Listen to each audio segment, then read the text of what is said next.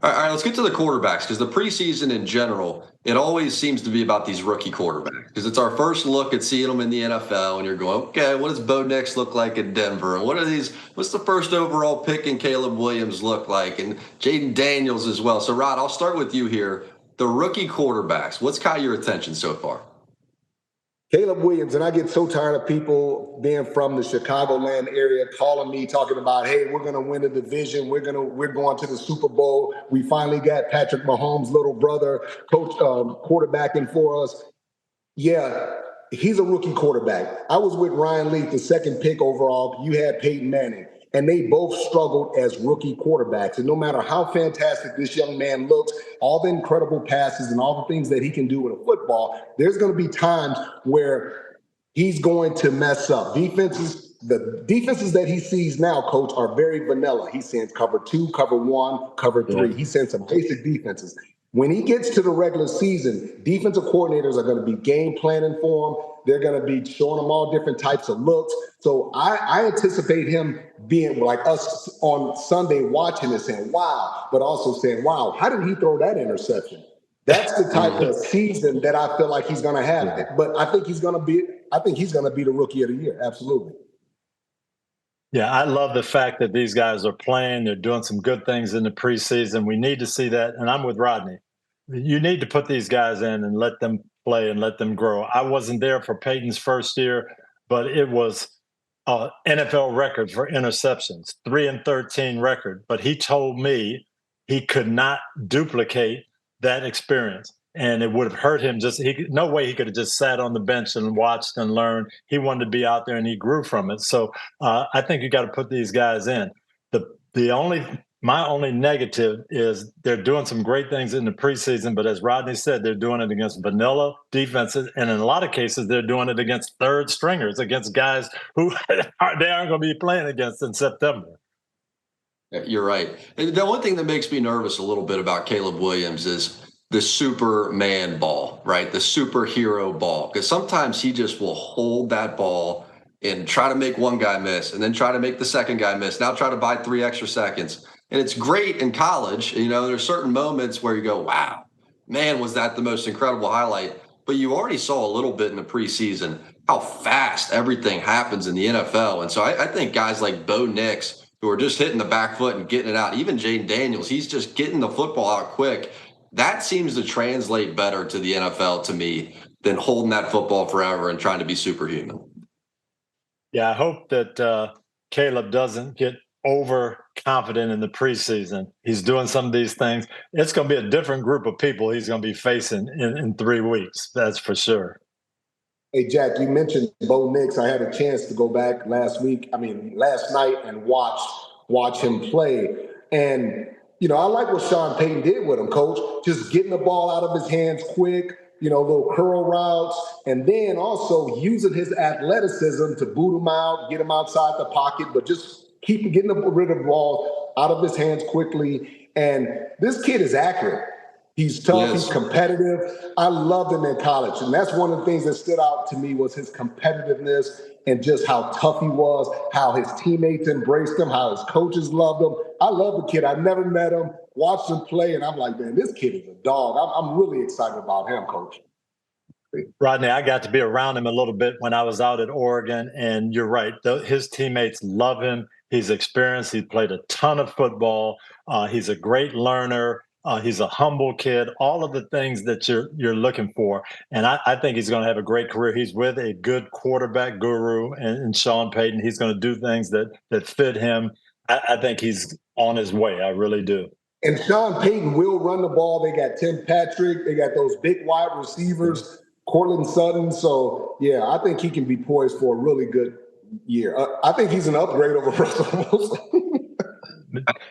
He's going to have a good career. Yeah, and he's a little more athletic than I probably was thinking that he is. You think about Caleb Williams and you think about some of the other guys, but when you watched him play in that preseason game, he's not going to win every play with his feet. But when he needs to, he's able to get away from guys. He looks fluid on those bootlegs. And so that athleticism element with Sean Payton and the quick passes and all that, it could be a combo. So yeah, when you watch him play, hey, Jack, when you watch him play, you never sit back and say, oh, this is a rookie. You don't say that, because he looks so confident. It's not like he's hesitating with the ball. The curl is covered. He hits it out to the running back, the swing on the running back. I just like the way Sean Payton has him going through his reads, getting rid of the ball, and that ultimately builds confidence. Yeah, and I go back to something Andy Reid told me when he was talking about scouting quarterbacks. He always looked for guys who had a track record, who had played a lot of football.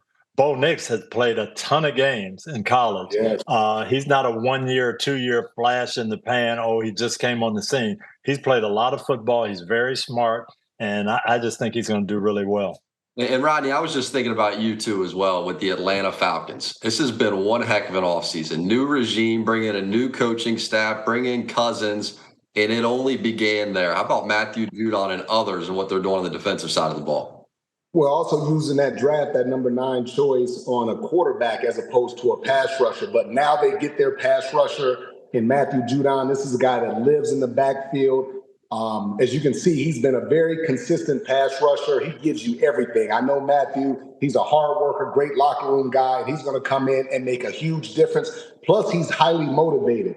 This is the guy that's looking for an extension. He wants a 3 or 4 year extension, and he feels like that he can continue to play on a high level. And he's going to like Atlanta. Atlanta's going to be a good place for him, playing for Raheem Morris.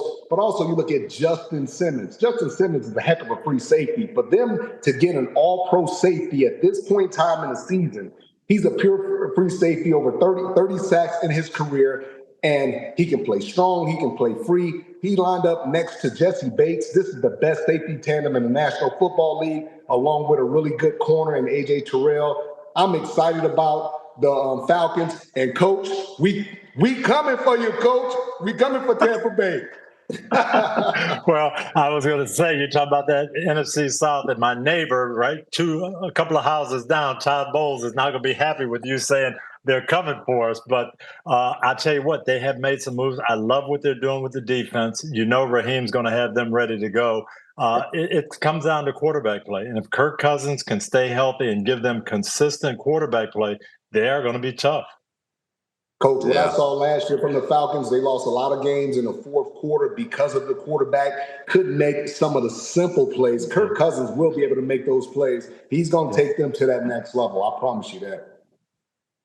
There's going to be a lot of turnovers. I'm just thinking about Justin Simmons. He picked off Patrick Mahomes more than anybody. I mean, he was the one guy that could get in Mahomes' head. And Jesse Bates, the 6 interceptions he had last year, some of them so creative, and just him reading the quarterback. And how many times are we jumping off the couch and SS3 sitting there watching the games on Sunday going, what did he just do? And you put 2 of them back there, veteran guys that are going to be lining everything up. I like this a lot for Atlanta. Yeah, and what Raheem can do with those versatile type guys and moving people around, they're going to be a headache for people. Yeah. Who do they play at quarterback, especially early in the year with Cousins? And how would you play this whole situation out? I think if you really feel like you're close, as Rodney thinks they are, you go with Kirk Cousins. You go with that veteran guy who's been there. If you were thinking, hey, we're a year or 2 away from really competing and going after that title in the South, then maybe you go with Penix. But I think you got to go with that veteran guy right now. Yeah, plus you guaranteed him $100 million. I mean, you paid him a lot of money. and Kurt is the better quarterback. Kurt is the better quarterback. Now, Micah Penix is obviously he's got potential and things like that, but Kurt is the better quarterback. He'll come in, he'll settle them down. He'll get the ball to Kyle Pitts, Bijan Robinson, Drake London, all those guys. They got a lot of weaponry. And I think switching offensive coordinators, bringing in Kirk Cousins, that's going to change their identity totally. Yeah, they got Zach Robinson, of course, who was there in L.A. as well, coaching Stafford. We got to catch up with him a little bit before the game, but really a good run they put together. Another team, another offense that was just really has the league buzzing right now is the Houston Texans. And Rod, I know you've been tracking them through the preseason. What are you seeing with this group? You know what, man? They're so stacked on the offensive side of the ball. But I look on the defensive side of the ball, and I just continue to look at Danielle Hunter. This is a guy that no one respects. Like, this guy is one of the best in the National Football League. If he was playing in a bigger market, he would get more attention. I think he's going to have a big, big year and potentially be on that list for Defensive Player of the Year, playing, that cover 2 system that they play, Coach. Yeah, and you can't oversell what D'Amico Ryans has done there. He's turned this from a losing, non-competitive organization where now people are excited about playing there. And that defense is going to come out. They're going to be lights out. CJ Stroud's going to be better than he was last year. If their receiving core doesn't get into the up and downs of who's going to get the ball and who's getting the most touches and all that, if they can stay on point there, they're going to be hard to handle. And they could potentially have the best secondary in the National Football League with Jalen Petrie and Kamari Lassiter and those guys, Derek Stingley Jr. These guys are young, they're talented, and D'Amico Ryans will have these guys disciplined. They'll try to keep everything in front of them. They'll play a lot of zone and allow those pass rushers. It's somewhat like a bend but don't break defense, Coach. But they try to create turnovers and they let those young linebackers just fly around. And you know what it's like playing behind a secondary or playing in a secondary that you're playing behind great pass rushers, where you can get a jump on the ball and add in Danielle Hunter to Will Anderson and that pass rush group. That ball is going to come out quicker, and you're gonna have some guys back there hunting for that football. Hi, I'm Mike Tirico, and thanks for watching. Make sure to hit subscribe for the latest news and highlights from NBC Sports.